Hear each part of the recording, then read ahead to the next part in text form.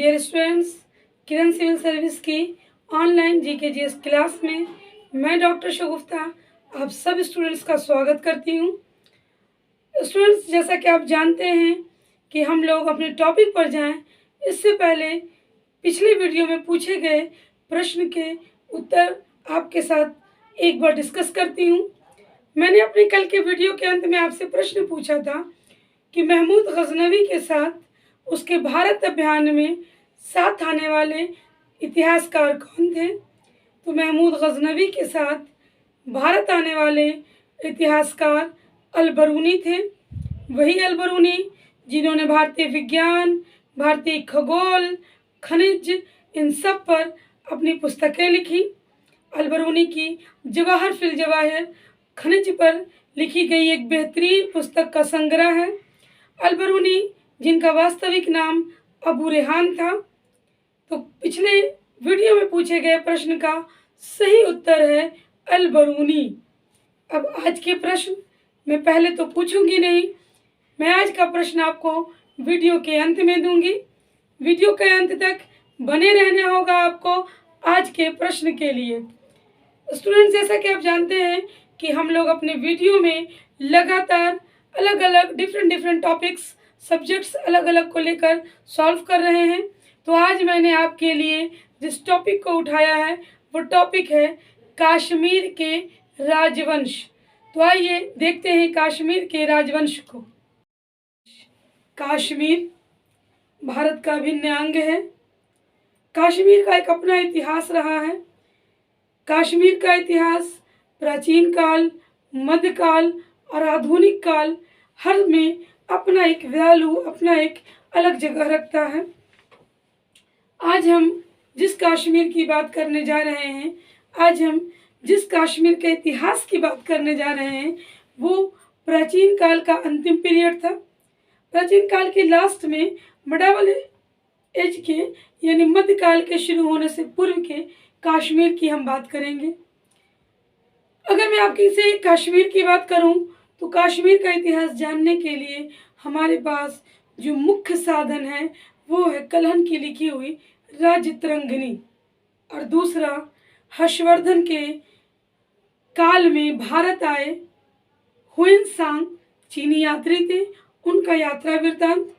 इस काल का जो कश्मीर था यानी मध्यकाल से पहले और प्राचीन काल के अंतिम पीरियड का जो कश्मीर है, इसका इतिहास हमें राजतरंगिणी और हुएनसांग की यात्रा वृत्तांत से पता चलता है।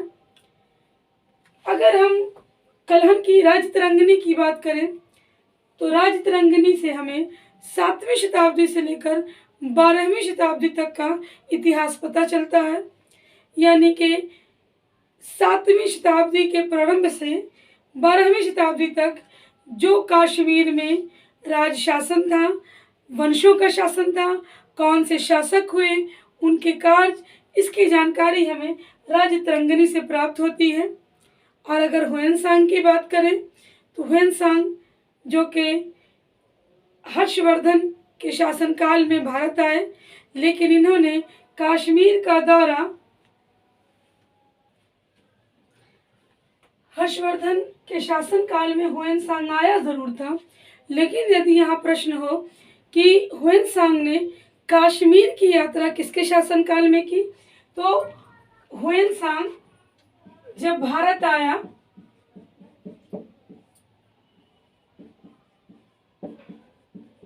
किसके शासनकाल में, हर्षवर्धन के।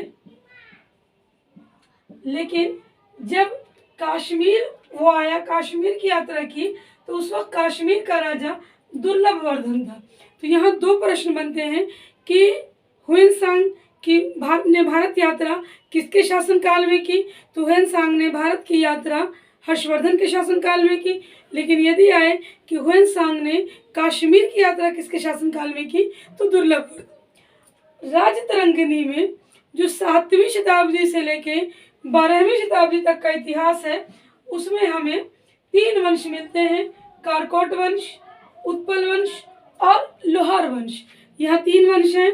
पहला कारकोट है, कारकोट के बाद उत्पल है और उत्पल के बाद लोहार है। अब हम लोग कश्मीर के इतिहास को इन तीनों वंश के अंतर्गत देखते हैं, जिसका वर्णन हमको रजतरंगिणी से मिल रहा है। सबसे पहला वंश कारकोट वंश। अगर बात की जाए कारकोट वंश की, तो इसका संस्थापक दुर्लभवर्धन था। दुर्लभवर्धन ने 627 ईस्वी में कश्मीर में कारकोट वंश की स्थापना की। प्रश्न बनता है यहाँ पे, कारकोट वंश का संस्थापक कौन था? दुर्लभवर्धन। कारकोट वंश की स्थापना दुर्लभवर्धन ने कब की? तो 627 ईस्वी में। दुर्लभवर्धन द्वारा ये जो कारकोट वंश की स्थापना की गई थी, इसे ही हिंदू शाही वंश के नाम से भी जाना जाता है, हिंदू वंश भी इसे कहा जाता है। तो यहाँ पर आपके साथ 2-3 प्रश्न बन रहे हैं। इसके बाद मैंने अभी आपसे पहले ही बताया, चर्चा की कि चीनी यात्री ह्वेनसांग ने दुर्लभवर्धन के शासनकाल में कश्मीर की यात्रा की थी। यानी कि जब ह्वेनसांग ने कश्मीर की यात्रा की, जिसका वर्णन उसने अपनी यात्रा वृत्तांत में किया है, तो उस समय कश्मीर का शासक दुर्लभवर्धन था। तो ये बात हो गई कारकोट वंश के पहले शासक दुर्लभवर्धन की। दुर्लभवर्धन का उत्तराधिकारी जो था, उसका नाम दुर्लभक था। क्या था? दुर्लभक। दुर्लभक ने एक नगर बसाया था, जिस नगर का नाम था प्रतापपुर। ध्यान रखिएगा, दुर्लभवर्धन का पुत्र कहिए या उत्तराधिकारी कहिए, वो दुर्लभक था। और दुर्लभक ने किस नगर की स्थापना की? तो प्रतापपुर की स्थापना की। कारकोट वंश का सबसे प्रतापी शासक यानी कि शक्तिशाली शासक कौन था? ललितादित्य मुक्तापिड। अब देखिए, दुर्लभवर्धन का पुत्र दुर्लभक, और अगर इस वंश के सबसे शक्तिशाली राजा की बात की जाए, सबसे वर्चस्व वाले राजा की, तो वो था ललितादित्य मुक्तापिड। ये इस वंश का सबसे शक्तिशाली शासक था। और इसी ने, ललितादित्य ने कश्मीर में एक सूर्य का प्रसिद्ध मंदिर बनवाया था, मार्तंड मंदिर। तो प्रश्न आ सकता है कि मार्तंड मंदिर का निर्माण कश्मीर में किसके शासनकाल में हुआ? तो शासक हो जाएगा ललितादित्य। और यदि क्वेश्चन आ जाए कि मार्तंड मंदिर का निर्माण किस वंश के शासनकाल में हुआ? तो कारकोट वंश। यदि प्रश्न आ जाए कि कश्मीर स्थित मार्तंड मंदिर किस देवता को समर्पित है? तो ये एक सूर्य मंदिर है, जैसा कि मैंने आपको पहले ही बता दिया। ये जो ललितादित्य था, इसका शासनकाल 724 से 770 ईस्वी तक है। एक बड़ा पीरियड, 724 टू 770 ईस्वी, लगभग 50 साल का शासनकाल। ललितादित्य ने भी एक नगर बसाया, परिहासपुर। देखिए, पॉइंट बाय पॉइंट क्वेश्चंस बन सकता है, ध्यान रखिएगा। ललितादित्य ने जो नगर बसाया वो था परिहासपुर। और इस वंश में जो अगला शासक हुआ, जिसको हम कारकोट वंश का अंतिम शासक के तौर पर देखते हैं, वो था जयापिट विनयादित्य। जयापिट विनयादित्य कारकोट वंश का अंतिम शासक हुआ 770 में, यानी कि ललितादित्य के बाद। और ये 810 तक रहा, यानी कि लगभग 40 साल। 770 से 810 तक जयापिट विनयादित्य रहा। ये कारकोट वंश का अंतिम शासक था। तो आपने देखा कि दुर्लभवर्धन ने इस वंश की स्थापना 627 ईस्वी में की, और इस वंश का अंत 770 से 810 में जो जयापिट विनयादित्य था, इसके साथ होता है। यानी कि 627 से लेके 810 तक कश्मीर में कारकोट वंश का शासन था। तो ये कश्मीर का एक वंश हो गया, कारकोट वंश। इसके बाद कश्मीर में जो दूसरा वंश आया वो था उत्पल वंश। उत्पल वंश किसके बाद आ रहा है? कारकोट वंश के बाद। उत्पल वंश का संस्थापक अवंती वर्मन था। उत्पल वंश का संस्थापक कौन था? अवंती वर्मन था। इसका पीरियड 855 से 883 ईस्वी माना जाता है। अवंती वर्मन का पीरियड 855 से 883 ईस्वी है। अवंती वर्मन ने ही अवंतीपुर नामक नगर, अवंती वर्मन ने अवंतीपुर नामक नगर बसाया।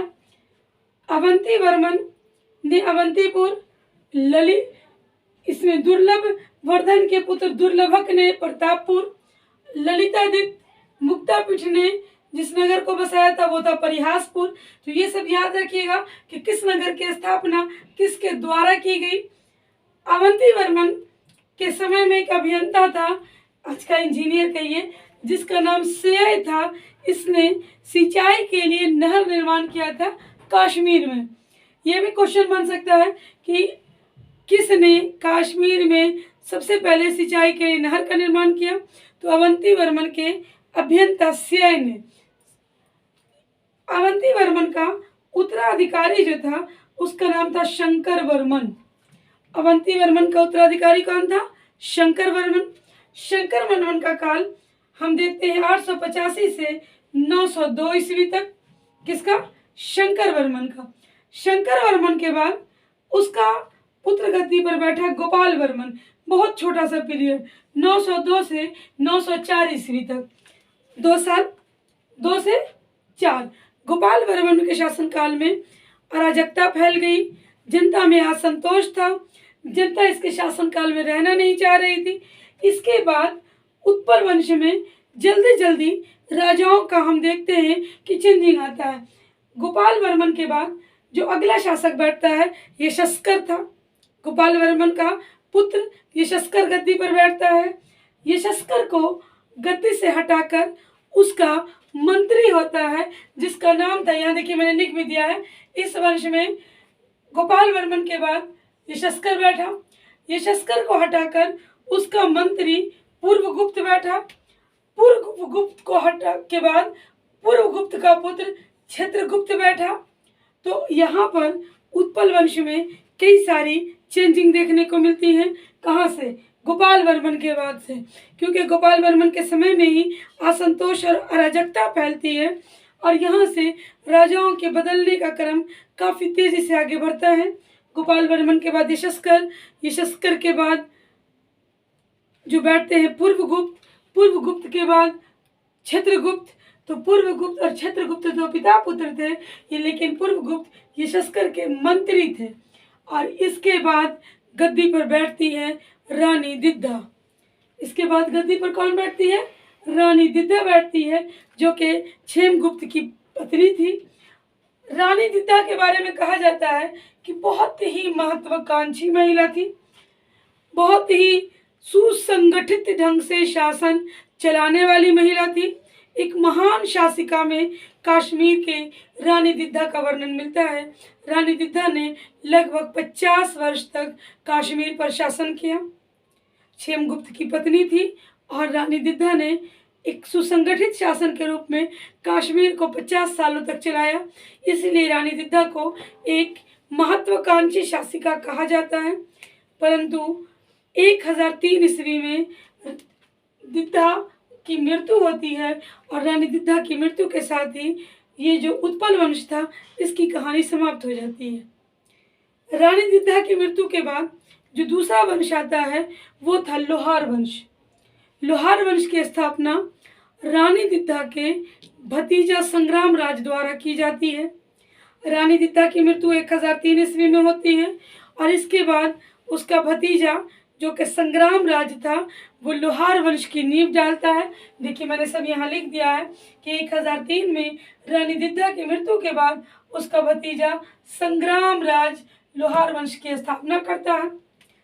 जो गोपाल वर्मन के समय से एक असंतोष था, अराजकता था, उसको काफ़ी हद तक रानी दिद्धा ने कंट्रोल किया।